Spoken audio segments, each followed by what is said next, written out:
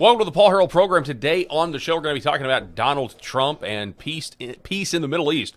Will it hold? That is the question. But right before we came on the air, we're going to start here today. Right before we came on the air, we just learned the news that the New York Attorney General, Letitia James, has just been indicted by a grand jury in Virginia on mortgage fraud. The Paul Harrell program starts now.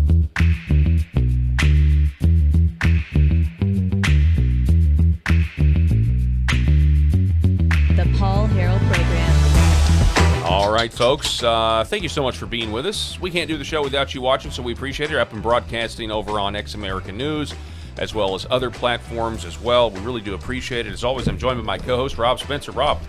Paul, it's an honor to be here. I was in a little bit of a mad dash to jump in here. Running a little bit late today. But you did it. You're here. I made it. You yelled down the hall just a second here at the studio, like, "Hey, Rob, you good?" We're going live. We're live. Let's do it live. Listen, ding dong, the witch is dead. The witch. I'm just telling you, anybody who has looked at the New York Attorney General Letitia James's face, her smug face, the person who ran on, "I'm going to get Donald Trump." Yeah, that's right. She did. I forgot about that. She ran on, "I'm going to get Donald Trump." And then she brought this BS thing saying that Mar-a-Lago was only worth $26 million, that he overvalued his assets. And lo and behold, what do we have here? Everything the Democrats accuse us of, the conservatives, they are guilty. I believe they call that projection, Paul. Yeah, that is exactly right. It is a form of projection. I think what we should start with, though, is the bitter pill that people like the CNN, this is them This is them reporting of the news of Letitia James being indicted. Again, the news was just handed down, I don't know, about 25 minutes ago. Senator, I'm going to ask you to stand by for me for just 1 second, and I would like to come back to the senator to get her to react to this immediately. But we do need to get to this breaking news out of the White House with Kristen Holmes. Kristen, I understand we have some legal breaking news. Yeah, we have just learned that New York Attorney General Letitia James, who obviously brought the charges and won against President Donald Trump, has just been indicted by the Department of Justice. This was a case that President Trump wanted to be brought. It's a mortgage fraud case, and it's also what led to the leaving of the U.S. Attorney in the Eastern District of Virginia, Eric. So Senator, you can already tell how they're covered. They have to report it, but they're going to report it on the basis of this is a vengeance. Oh, yes. Which, at this point, I don't really care what you call it. I don't care. I don't give a damn what you say, Democrats. Yeah. You can say this is retaliation. You can say it all you want to. I mean, I'm fine if it is retaliation when you have somebody that go out of their way to use the justice system against somebody just because you don't want them to run for office, and then the guy wins. This is just what happens. This is not complicated, especially if you've got skeletons in your own closet. Then this is obviously, turnabout's fair play, and they've got her the documents dead to rights. Do not go after someone for mortgage fraud if you are committing mortgage fraud. It's pretty straightforward. Right, and you're an attorney general. Like, you're going after the private citizen, Donald Trump. Mm-hmm. You were going after a businessman. Let's just be honest, man. You're going after a businessman. I've said this before. You say, well, he inflated the value of his buildings, right? All right. You got two identical buildings standing next to each other. One of them has in all gold letters, right? Because it's always got that, Trump across the top. Trump Tower, Trump Plaza, Trump Hotel and Resort, whatever it is. You got two identical building standing next to him. One has the Trump name on it. Which one is worth more? You're a fool if you don't believe that 5-letter word carries value. Of course it does. He is the most recognizable person on the face of the planet. Yeah, I mean, and he was even before he was president of the United States. Correct. Which is when all this was going on. I mean, gangster rappers used to rap about him in their songs because they wanted to be Donald Trump. Barack Obama famously said, hey, that's the American dream. We all want to be Donald Trump, right? Mm-hmm. Aspire to be more. So for you to sit there and say that building is not worth what he said it's worth, when the bank did their own due diligence, the bank said, hey, we have done our own appraisals of this, and we are fine with giving him this loan, right? And then he paid it back with interest, of course, because that's why a bank gives a loan, is that they're earning the interest. And, oh, by the way, he paid it off early, which the bank probably didn't like, right? Of course. Because you pay it off early, that's less interest that they get. But for the most part, the Chase Bank, the CEO went on there and said, we want to loan him more money. Yeah. We want to loan him more money. What do you mean we were ripped off? I don't think there's going to be anybody from the bank testifying on Letitia James' behalf like that. Oh no! In the coming trial. No. So Nick Sorter. We already know the news. This is now the second indictment. Obviously, we got James Comey first. Now Nick Sorter's been in the news a lot this week. Yeah, he was in front of the White House cabinet, or the Donald Trump's cabinet yesterday. We didn't get to that story yesterday, but obviously he was arrested, I think twice now in Portland, and because they're favoring Antifa over there. And the video. Yeah, go ahead. Well, and the video evidence proved that not only did he not commit a crime, he was the one that the crime was committed against. That's right. And in that meeting yesterday, not only did Trump say that they're designated Antifa a terrorist organization, he also committed to designate them an international terrorist organization, which all of a sudden opens up a whole nother range of tools, because one of the things that they talked about was how much they even named names of foreign billionaires that are financing, if they're funding it. Antifa. Yeah. And so if they're, one guy was from Switzerland, I think, and others. And so now if they, in fact, do that, and he told Marco Rubio, go do this, go make them an international terrorist organization, that's bad news if you're Antifa. And all the left's out there saying, Rob, Antifa's not an organization, it's just an ideology. And that is just That's not true. A total lie. You're not in the chat rooms. You're not in the message boards here where they are completely organized. They have their own, what's her face? Oh, I can't remember. She was just talking about how they have like these sort of safe houses near whatever demonstration they're about to do. Call it Seattle, right? And they've got these safe houses, and these safe houses cost money, right? And there's food there. They're allowed to take showers there. There are materials for them to make their signs and do all of their stuff. And you're like, okay, somebody's funding this. This is an organ. What is the definition of an organization? Something that is organized into one central thing. Yeah, it's like, the mafia. That's not, they're not a mob. They're just family. It's just a bunch of families together. No, right? There's not a hierarchy. There's not. You don't say certain things because it means a certain thing. No, that's just. I can't help. My knee-jerk reaction is I go to movies because I love movies. But it's like, I always reference how our cities are looking like Gotham. But in terms of Antifa, I think Antifa and the Foot Clan. They've got the, teenage, yeah. Did you just do Teenage Mutant Ninja I did, Turtles but that's here? Basically, that's what it is. Like you've got essentially the Foot Clan running around in America. They've got their safe houses. They've got their organization. They've got their, they are terrorizing these cities. Tell me this: a candidate for attorney general who's not looked at a single solitary file, who has not spoken to any sort of investigator whatsoever, is running for attorney general and campaigns on, I'm going to get Trump. Then she formulates this case, which quite honestly was like, it was a huge stretch. And in fact, I think you'll never convince me that it didn't come from the White House for her to do this. Right? Absolutely. They were having meetings. Absolutely, because what did you see during the appeal hearing?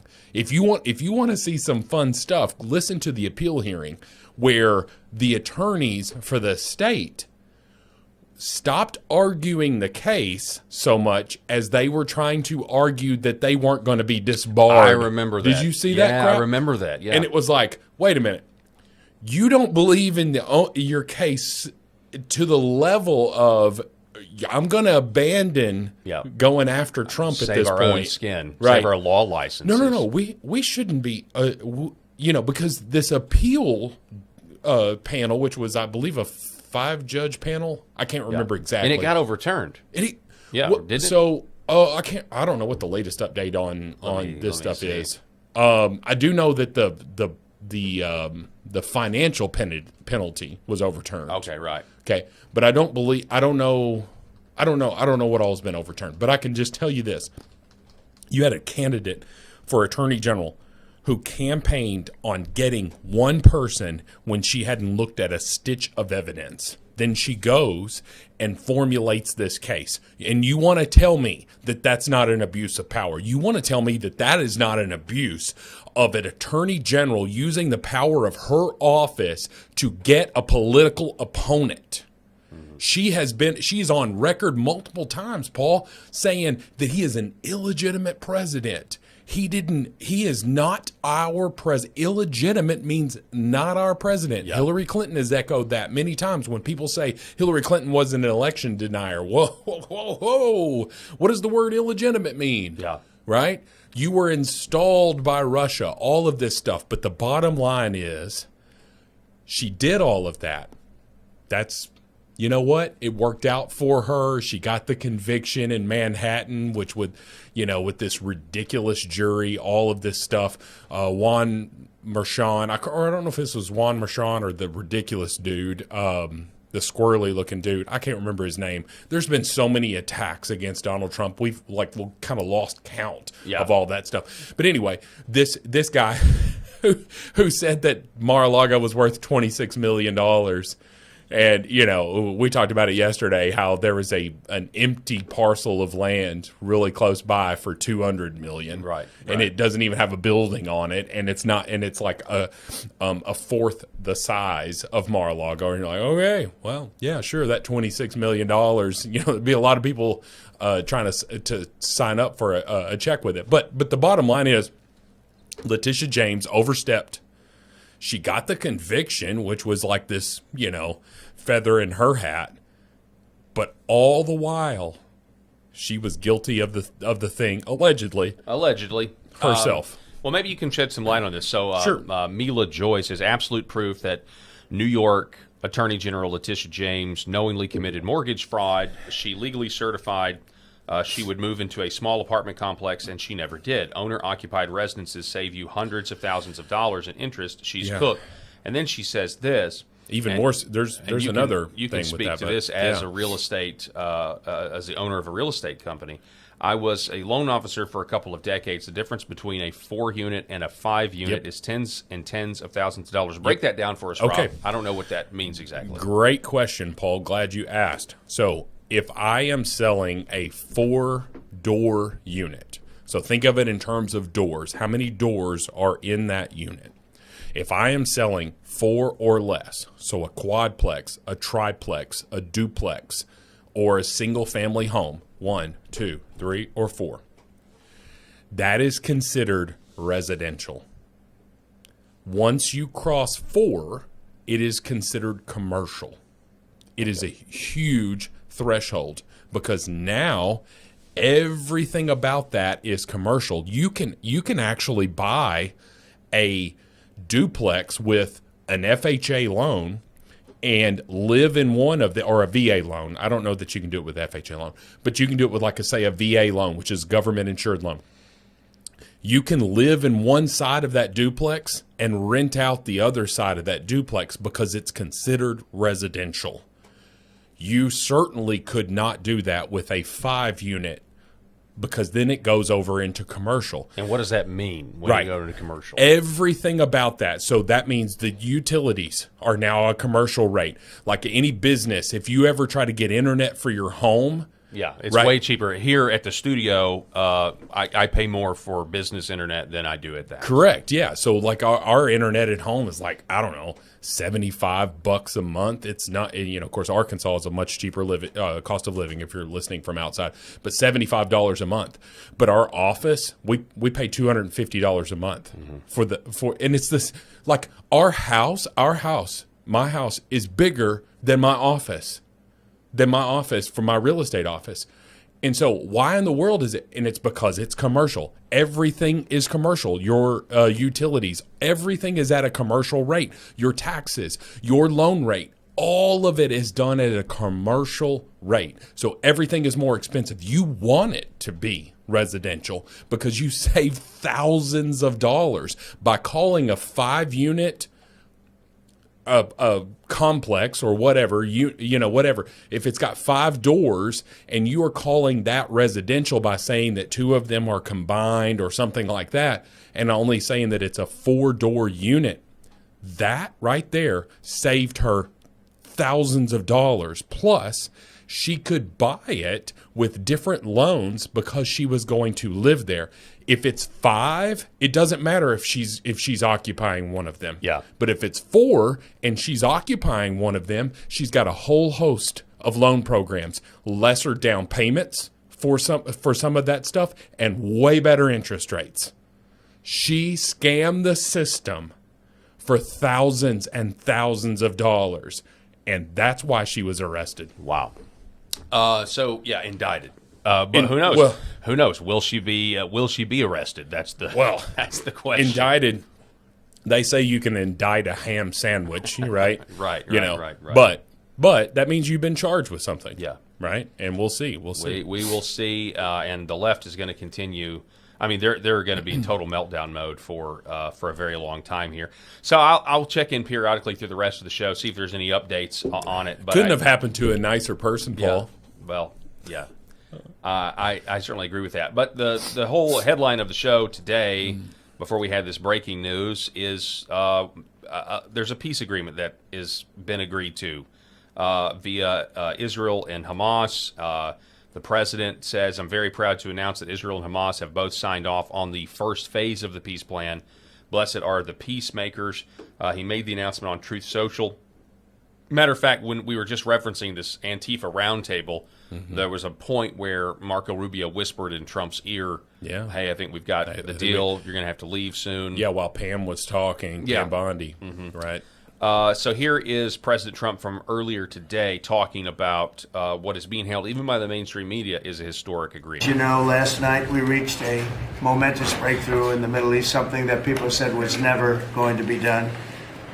We ended the war in Gaza and really, on a much bigger basis, created peace. And I think it's going to be a lasting peace, hopefully an everlasting peace. Peace in the Middle East. We secured the release of all of the remaining hostages, and they should be released on Monday or Tuesday. Getting them is a complicated process. I'd rather not tell you what they have to do to get them. There are places you don't want to be, but we are getting the hostages back on Tuesday, Monday or Tuesday, and that'll be a day of joy. I'm going to try and make a trip over. We're going to try and get over there, and we're working on the timing, the exact timing. We're going to go to Egypt, where we'll have a signing, an additional signing. We've already had a signing representing me, but we're going to have an official signing. So a couple of things about this. I was reading the redacted newsletter because I'm a subscriber there, and a lot of times you don't want to do that. We have, we have a much smaller show than they do, but I don't really care. I'll cite whoever. But they were saying, hey, is this going to be a lasting peace? We're not really sure, but they cited this tweet by Benjamin Netanyahu, where he says, "I thank from the depths of my heart President Trump and his team for their mobilization to secure the release of the hostages." In the past, where there have been throughout the 10 months of Trump's second term, there have been a lot of instances where there was a peace proposal made, there was allegedly an agreement, and then Benjamin Netanyahu would come out and kind of alter the deal or say it's not good enough or something like that. Right. The fact that he's done this does show, at least for the moment, that the first phase is in effect. Right. Then there's also this, which, then you can feel free to respond to all this. Marco Rubio gave a breakdown today about what Trump was doing behind the scenes, and apparently it was a lot of intense phone calls. Yeah, I've not seen this. I don't know one day perhaps the entire story will be told about the events of yesterday, but suffice it to say, it's not an exaggeration that none of it would have been possible without the President of the United States being involved.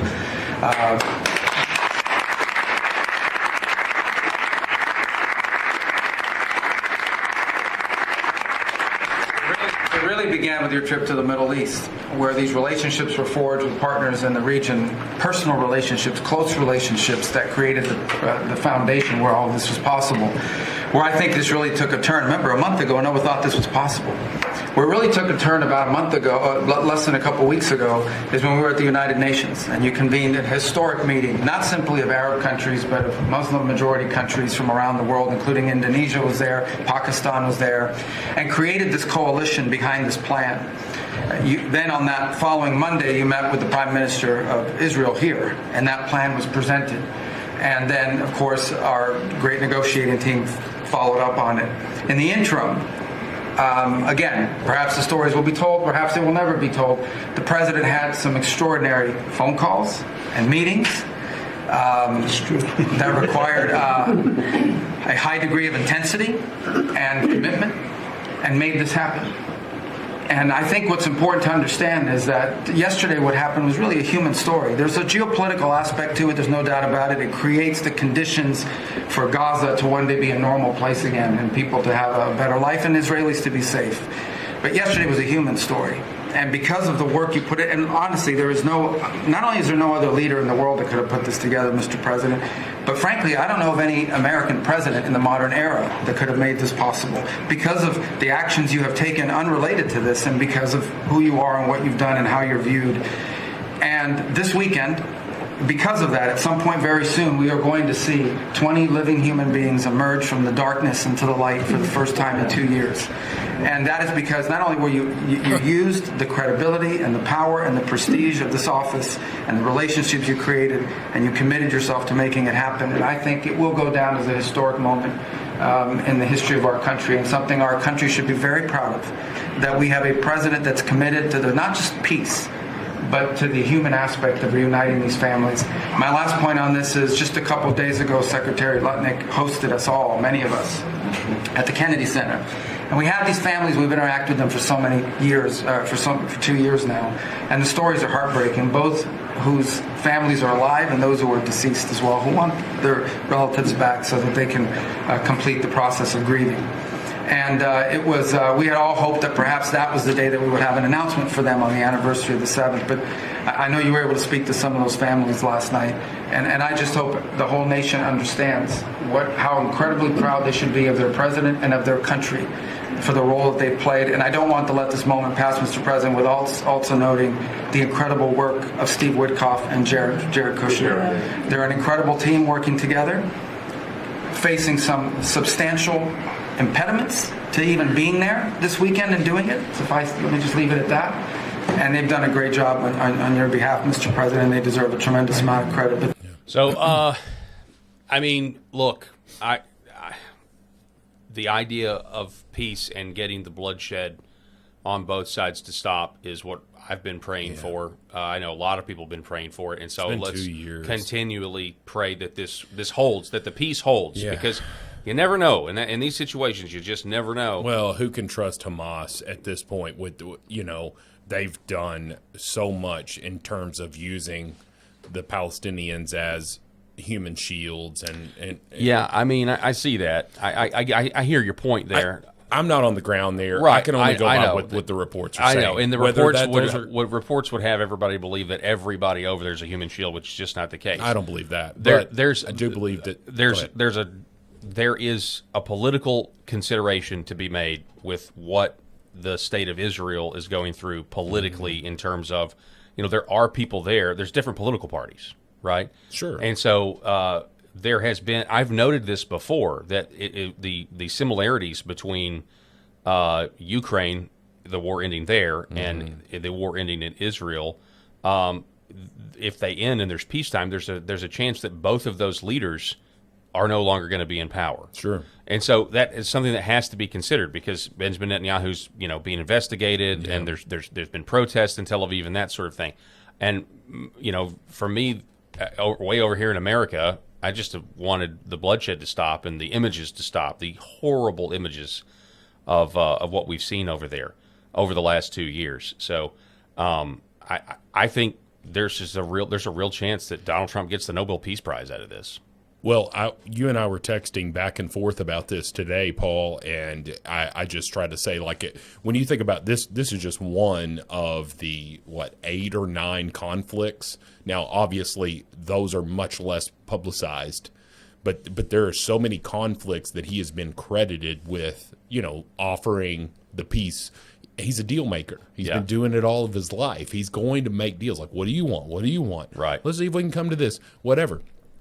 And if this is a lasting peace agreement in terms of more than, we got to get the paper signed. You got whatever it is, whatever the protocol is, if you can actually get this thing done, which it seems as if that's where we're heading, right? Yep. By Monday or Tuesday, we have those hostages back. And I think after those hostages are back, you can say, okay, let's put the pieces back together here. Let's rebuild Hamas. Well, and go ahead. But I wanted to finish that point and say, but if he doesn't, because if those hostages come home, even some of them are just bodies at this point, right?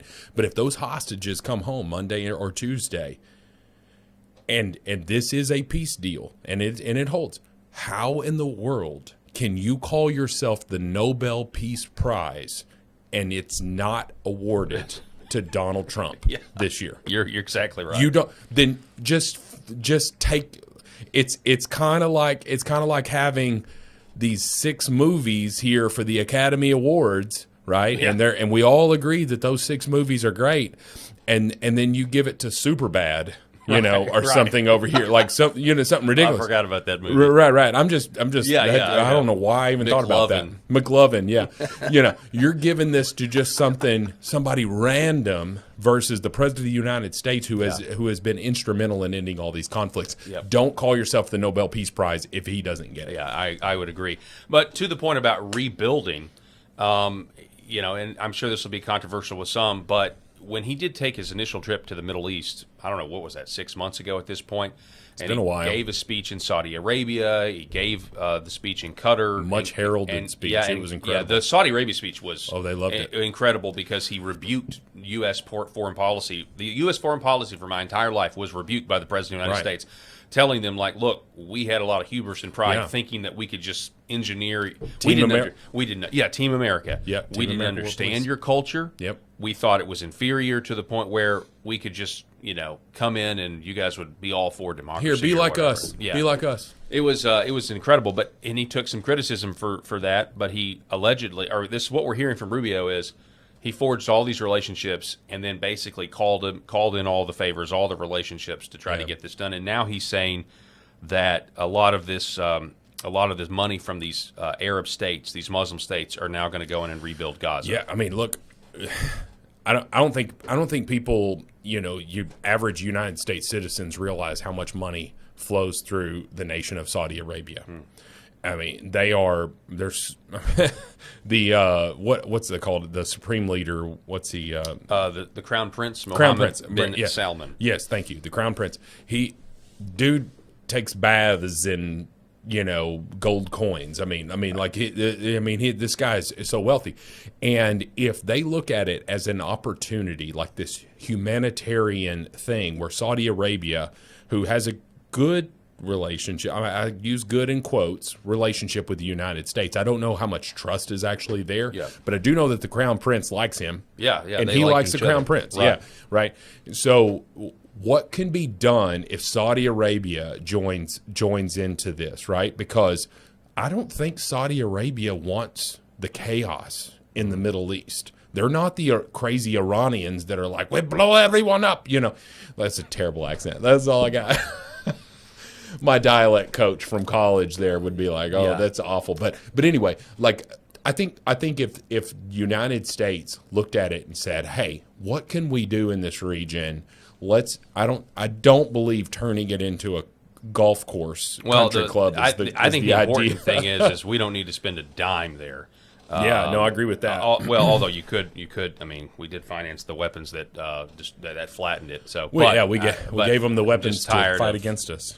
But here's Trump talking about the rebuilding process. Slowly redone. You have tremendous wealth in that part of the world by certain countries, and just a small part of that, what they make will do wonders for Gaza.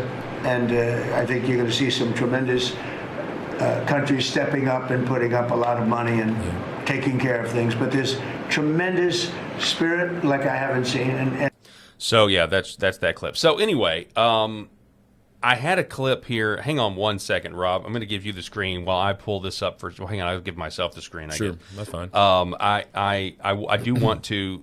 Weirdly enough, let me find the bookmark here because there's something I bookmarked that I forgot to pull. Yeah, here it is. I can't believe this happened.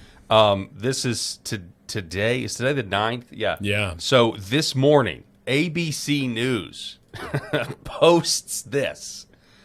On this day in 2009, Barack Obama won the Nobel Peace Prize for what the Norwegian Nobel Committee called his extraordinary efforts to strengthen international diplomacy and cooperation between peoples.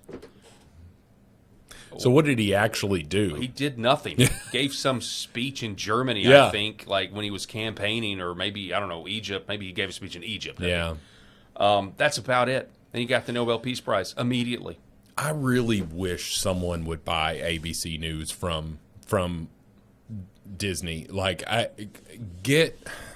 because ABC News used to be such a big thing, right? CBS News. Well, growing up, NBC. it was in my household. Right. It was trusted, you know. It was trusted when it's on the big three. Yeah. Right. And then you got the crazies on the networks, right? Like Fox News, which came around in the mid '90s, and all that stuff, and MSNBC and CNN. Yeah. CNN used to be like, look, let's rewind 30 years. What was CNN? Yeah. Right. I mean, all journalism has always had a leftist lean to it. Yes. But CNN was pretty middle of the road on a lot of this stuff, Back in as the I day, remember. Yeah, as I remember, too. I mean, who knows what I would see now. I Right, mean, if you 'cause watch the shows. I just don't trust anybody, and Yeah. so many don't. But to be as tone deaf with that, and like even if you're going to post that and just say on this day in 2009, President Barack Obama won the Nobel Peace Prize, such and such and such, as do the link.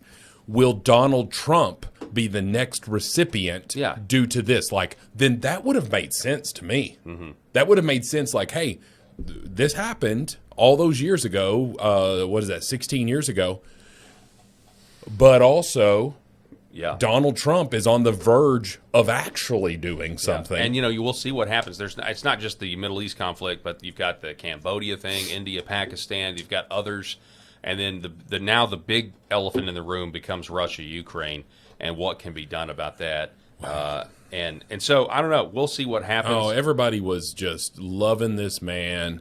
His first term, he was like, oh, the first black president. Although I've always, like, they always just say like he was the first black president, but he's of mixed race. Yeah. And it's why is I will never understand that. And there was is it Officer Tatum, who's a great follow Officer Tatum on everything. Former police officer who is now just conservative podcaster and all that stuff. And he's fantastic follow. But he was just maybe talking about, he's like, well, we've never had a black president. And I'm attributing it to him. I think it's him, but it may not be. If somebody want to correct us in the comments, that'd be great. But he's like, we've never had a black president. And it was like, well, yeah, we did. It was Barack Obama. He's like, wait a minute, Barack Obama's, I forget, his mother was white, and his father was, who knows? Right. No, I mean, he was black, but right. But regardless, and it was just like, so why are we just discounting the white mother? Mm-hmm. Like why do we discount this? And I, of course, then it would get into like who's a pure blood and all that stuff. But regardless, my whole point of it is he was the darling of the media. Yeah. Right. He could do no wrong in his first term. And if you want to listen to some of his speeches in his first term, that was what you and I used to be. The Democrat, the liberal that Barack Obama was in his first term, with few exceptions. What did he famously say? There will be no lobbyists working in my administration. Yeah. And that was obviously a total lie. They were never not lobbyists. Oh, they were always there. He hired them all. Yeah, you know? every one of them. You know, what he said versus what he did obviously was two different things. But this man was just like, hey, Congress, you don't like my executive orders? Then fix this immigration system. Yeah. Write a bill. Otherwise, I'm going to shut this stuff down. And he was known as the deporter in chief. But on the idea of world peace, just think about it. He got the Nobel Peace Prize, and ever since then, the world has become more and more dangerous, more and more conflicted. Yeah. There's just been more wars in the last decade than ever. So it's just it's a total joke, 100%. And then let's see here. Where do we want to go from here? Okay. Anyway, so continue to pray for peace. Hopefully, this will hold. Hopefully the bloodshed will stop. Oh, God, man, it's been 2 years. We've got to get this. This has got to stop. I know the last thing. This is the only thing that makes me. I don't know why it makes me nervous, but the fact, Rob, that the mainstream media are all talking about how historic this is and saying that this is good for Trump. It's just. Yeah, it's so too much. It makes me think that there's something else going on. Yeah, I can't believe it. It's kind of like when your kid is being really, really nice to you. Yes. You know, and you're just like, okay. What do you want? Yeah, I don't want to turn my back on this person right now. I may get a knife in the back. Make no mistake, it looks like President Trump has actually pulled off something here that many presidents before him have failed to do. Just need to underscore what an enormous moment this is for so many people in this region, for the people of Gaza who have endured 2 years of war, for the families of these 48 remaining hostages who have endured 2 years of absolute agony. This is a watershed moment. We've heard it again and again from a number of people today, really giving credit to President Trump for getting this deal over the finish line. What are you hearing from your sources with regard to President Trump's role in getting both parties to sign off on at least the first phase of this peace plan? Well, certainly this is an enormous moment for the world, but also for this administration, a big win for the president who has been very personally involved in this, Lindsay. Is a major accomplishment for President Trump, something that he's been really trying to work toward. There's been a lot of critics and questioning of whether or not he could pull off sort of negotiating and working to try to get all these sides together. Of course, there were a lot of nations involved, so this is, of course, not just a victory for President Trump, but really a number of Arab nations, Hamas, and, of course, Israel. But this is really huge news, and the president, of course, announcing it online. So what do you make of what the president has said in a social media post, that they've signed off on the first phase of the peace plan? What does that mean to you? Anderson, momentous day. There's not much good news in the world. This is great news. I am trying to hold it together, honestly. Worked on this issue a very long time. Israel, make no mistake, this is a huge night, potentially the end of the nightmare. For the people of Gaza, this is going to be an enormous relief. For the people of Israel, potentially the end of a 2-year-long nightmare. And for these families still waiting for the remaining hostages who are still alive to come home. So that's again, the mainstream media actually giving him. I don't know how they couldn't, but again, it just makes me trepidatious. I'm like, right. Okay. I saw a different clip too of MSNBC talking about it, and they were really, you're just like, well, you have to give credit where credit's due, and all this stuff, and you're just like, I know this is hurting. It's physically hurting you to say this, but the human side of you is saying, thank God. Okay. And if they're not religious, thank you, President Trump. Like, the human side of you is saying that. The human side of you who hates Donald Trump's tweets, posts, whatever they're called, who hates everything that Trump says and does for the most part, is thankful that we have a strong president. There's no way in the world you felt safe from 2020 to 2024, 2021 to 2024. Like, you didn't feel safe. You didn't feel like if Germany decides they're going to take over the world again, right? Like they did, like they've done multiple times, right? Of course, I'm being facetious. There's a Norm Macdonald joke in there. I know that's exactly where I'm pulling it from. He's like, if you want to tell me about the most dangerous person, like, it's Germany. They went to war. Yeah. With the world, right? It's a great job. But anyway, you look at it and try to say, all right, well, if someone would have tried to invade the United States while Joe Biden was president, are you sleeping soundly that night? Are you? Liberals, are you sleeping soundly? They were. No, Paul, They were. Okay, because crazy the media was telling them everything was fine. Well, and then maybe. And then if the media are the clergy. Yeah. In these godless people's minds, the media, they're priests. Yeah, Paul, it's like the husband and wife who are sitting at a restaurant and something is going down. If you're sitting there with your beta male husband who's soy latte, who's never been in a fight in his life, who could not protect you, and I'm not talking about size. You and I are both very, very physically intimidating size-wise. I'm glad that you say that. I don't feel that way. Well, you're a big all. guy, Paul. Okay. You're 6 foot tall. You're a big guy. You know, like I don't think somebody's looking at you saying, "Oh, I could take him super easy." Well, okay, but I'm telling you, there's some 5'5" scrappy dudes that I don't want to tangle with, and I'm 6'4". You know, like there's some of those people. So I'm not talking about size. I'm talking about what Jordan Peterson says. Are you dangerous? Okay. And so the reporter, you know, is asking me, like, dangerous, right? Who John Stossel, who is fantastic. I love John Stossel. He goes, dangerous? That sounds like that's scary or whatever. And he's like, no, you have to be capable of violence, or else you restraining your violence means nothing, right? A good man is capable of being dangerous to someone, but chooses not to. That's what a good man is. There are lots of bad men out there who are capable of being violent to people who commit violence. But then there are these other men, these beta male, soy latte drinking leftists. Like Left-Wing Will. Yes, Left-Wing Will, who are not capable of being dangerous. And although their liberal wife really loves the fact that their husband is sensitive and a feminist, and he cares about women and all of that stuff. You and I are both married to women. We love women. We care about women. If a dangerous threat were to walk into that restaurant, Paul, you're sitting there with your wife. I'm sitting there with my wife, and she's sitting there with Left-Wing Will.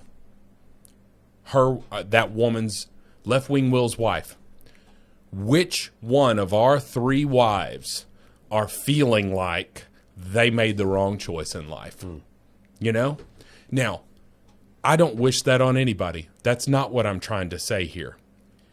But when you have a commander-in-chief who takes no BS, who says, you attack us and you've got a problem on your hands. I'm sitting there at a table. Paul, do you ever sit with your back to the door at a restaurant? Not if I have the option. Yes.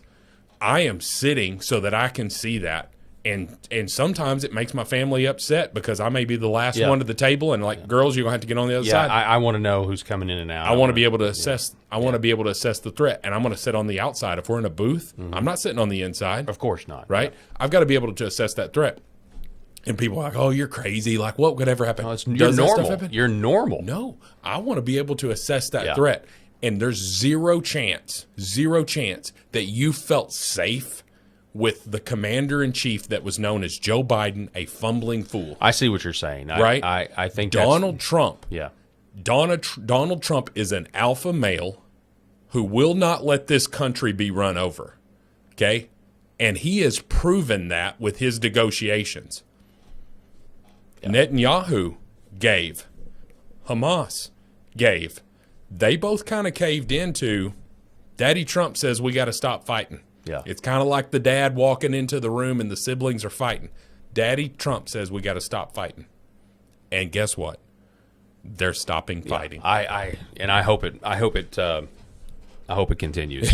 I hope it continues. I just went off on a whole side thing that I wasn't planning on talking about, but it's like you landed the ship. I brought it back. You landed the ship. You're like, where's he going with all this stuff? And I'm like, but I will say, there were tons of people, just kind of based on my news priest analysis. Like there were lots of people who didn't care anything about politics in 2015. And then when Trump got elected and the media said that Trump is a fascist or whatever, Hitler. all of a sudden they thought for the first time ever, oh my gosh, we don't have a decent man in the White House. And then they got really engaged in politics with it, which they knew nothing about. And entire families were destroyed because of it. And and so as long as all I'm saying is there's a specific percentage of people that as long as the media tells them everything is okay, they sleep well at night. And it's because they are blind. That's all I'm saying. Paul, I just don't think that the people are like the Martha Radisson interview with J.D. Vance leading up to the election and be like, well, just a handful of apartments were taken over by Venezuelan gangs. Like I think the even members that would consider themselves the leftists here, or at least Democrats, are looking at that saying, is she trying to defend the fact that Venezuelan gangs have taken over apartment complexes in the United States? Yeah. Yeah. We're not safe. Don't tell me we're safe, Martha. Yeah. Real quick, I pulled this up. I'm sorry I've had this on loop forever. But I just wanted to get we got some more information on Letitia James, what she's facing. Yeah, I didn't know 30 years in prison and $1 million in fines. And again, exactly what you went over, Letitia James, falsified loan applications. So at the beginning of the show, we covered this, then we covered the peace process. Yeah. But I got a feeling this whole Nobel Prize peace talk, it's all going to be, they're now going to move on to Letitia James and Donald Trump going against his political opponent. Sure. That's what's about to be wiped away. That's what we can expect. In other news, hang on one second. In other news, we have this story. Okay. Oh, Lord, have mercy. So I wanted to spend some time on this, and I think we're going to run out. I don't know if we'll have enough time to cover Steven Crowder going into the black barbershop, but maybe we'll save that for Monday. I'd like to be able to watch. I watched most of it. We'll start the show with that on Monday. It was really interesting. The interesting part about Steven Crowder in the black barbershop is, for the most part, I don't think those guys are willing to agree with the statistics. I just don't think they were willing to listen at all. Because specifically, Steven Crowder was talking about black fatigue. Do you know what this is? And it was an interesting. Well, spoil it for me. Have they ever heard of the term black fatigue? They had heard of it. Okay, let's just go there, shall we? Because we got a little bit of time. Yeah. So Steven Crowder, let's go to that story. It's better. This was just a little 1-minute clip of what he did. Have you guys heard of the term black fatigue? Mm-hmm. Yeah. You guys know what that means? Since the last time you came, that's become a thing. Yeah, I was about to say that's just become a recent thing. And do you know what it means? I'm not sure. I'm going to ask that. White people are 12 times as likely to be killed by a black person than the other way around. I'm just going to shoot you straight. It's not even close. Where? Across the country. Ain't nobody coming after you. You know what I'm saying? Like, nobody tripping on you. But these people in just as scared as them other folks. They are if they get on a bus. Not necessarily. They are if they get on a train. That lady wasn't in danger because that man was black. That lady was in danger because that man was crazy. Nope. Whenever we want to ask for equality and fairness, it's a problem. So white America. So it spends several $1 trillion. When is it enough? Where's the bird?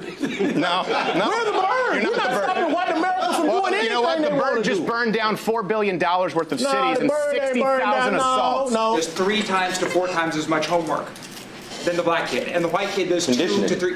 Why? Because it's culturally, it's conditioned. Exactly. So why is it better parenting from Asians than white parents? Why? You said what? Well, we're having real talk. Why do young black men fight in packs? My gosh, man! He's asking all the questions. I haven't watched it all. I think I watched like 30 minutes of it. Wow. And I remember different snippets of this part. The Arena Zaruska situation where that guy, you heard that one guy in the barbershop say that was because he was crazy, not because he was black, and he was like, nope. And I was like, okay, Steven's gonna convince this guy here. Yeah. And he didn't convince him, but Steven's argument was sound. His argument was this guy was let out. You know, he had been arrested 14 times, and he was let out. And when the judge let him out, she specifically cited racial justice or race. She cited race as to the reason why he should be let out. And so that's his point. Yeah, she wasn't killed because he was crazy. She was killed because he was black. He was let out on the street for the sole political, social reason that black people can't go to jail because that's somehow racist. Well, he said, after he stabbed her, he went and said, I got that white girl. I got that white bee. Mm-hmm. Right. I got that white. He said it twice. I got that white bee. The issue there, and was it Ben Shapiro? I can't remember who it was. It was either Ben Shapiro or it was Greg Gutfeld who just said, quit calling this guy crazy. Mm-hmm. Quit saying he was crazy. Gutfeld, because he stabbed her and then took the very next opportunity to get off the train and the subway and fled the scene. Yeah. And was not trying to and you attacked a 100-pound soaking wet white girl. Yeah. Right? And you didn't attack, and we've talked about this on the show, you didn't attack somebody that looks like me. 6'4", 260 pounds. Like, you didn't attack someone who could fight back. Right? If you were attacking a person like me, and then you just stood over my body and just said, like if you won the fight or whatever, and you just said, yeah, I got him, whatever, and you just stood there, and the police are coming like, well, what are you arresting me for, whatever. That I would have an easier time believing that you're crazy, right? Of course, I wouldn't, because I'd be dead. But you get what I'm pointing. Yes, my whole point of it. I'd have an easier time. But this guy chose to do this. Okay, he's got an evil heart, but I don't think he's crazy. Mm-hmm. He's got an evil heart, but I don't think he's crazy. I was not encouraged. I'm encouraged by this what he did in terms of thought it was good to try to have an open conversation, and they were very nice, and people were able to speak freely. But I was not encouraged with the fact that they just didn't want to hear his statistics about 12 times more likely for a white guy to be killed by a black guy in America today. Yeah. And that's one of the reasons why this phrase "black fatigue" is taking off. And Stephen Crowder was trying to warn them, and they were saying, apparently this is the second time he's done this. Okay. And he said that opinion polls have completely changed with George Floyd since the previous time he went and interviewed the black barbershop versus now. Mm-hmm. And he says a public opinion poll was very much against Derek Chauvin the first time. Now it's all shifted, and he said it's shifted because people have seen the entire footage, all of it, not just the footage on the neck, but everything that happened leading up to it. Wanting to, put me in the car, they put him in the car, give him air conditioning, they give him air conditioning, then they bring him back out of the car. There was a lot more, and then he brings up the fact that he had been arrested several times. He had, pointed a gun at a pregnant lady, all that stuff. He had been pointed arrested at her pregnant belly, right? And how he should not, if you really want justice for George Floyd, you should say he shouldn't have been out in the first place. He should have been locked up, and he'd still be alive today. Yeah. And it's just kind of like crickets on the other side. They're just not getting it. So, I don't know. I thought it's certainly getting a lot of clicks. I think that there are a lot of, law-abiding citizens, whether you're white or black, that look at it and say these statistics are concerning, right? I'm sure that there are a lot of law-abiding black citizens who are looking at this and saying, yeah, I've got black fatigue myself. I've seen it in the comments here. Yeah, he's warning about young people. Right. Why does my race commit 50% of all the violent crimes, right? And we're only 13% of the population. In fact, what is it? It's only the number one cause of death for black men. Is it under the age of 40 is violence or murder or something like that? I can't remember exactly what that to their stat credit, is, they did say that, we get that black-on-black violence is a huge problem. They did admit that part.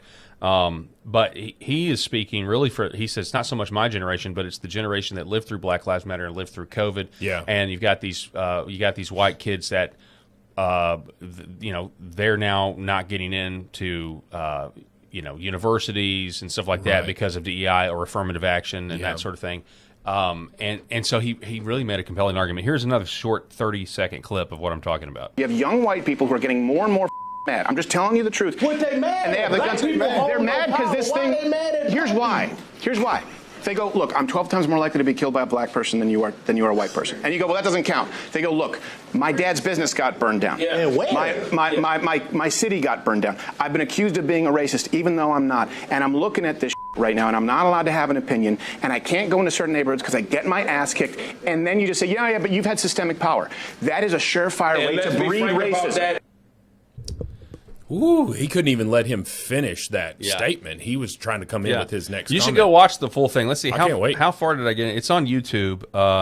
I backed it up a little bit. I think I got 30 minutes in. But I mean, it was a fine environment. Everybody was fine. Congenial. Well, I'll tell you this. Even if it's a heated conversation, that is great. That is a productive thing.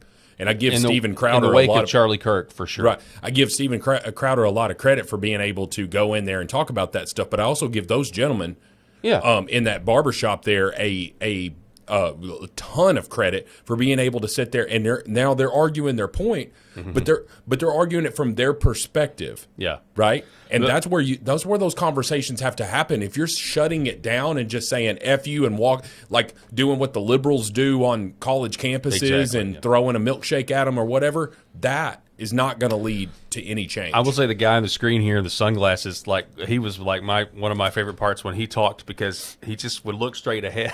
And he's wearing these sunglasses. Yeah, I'm assuming maybe he's blind. listening. Maybe he's blind. I don't know. I don't think so. Well, but if he's just sitting there, what was funny is the first question Stephen asked was to him about black fatigue, or it was something along those lines, and about racial relations is what it was, and he just totally ignored the question and launched into how China is a big threat to America. Started talking geopolitics.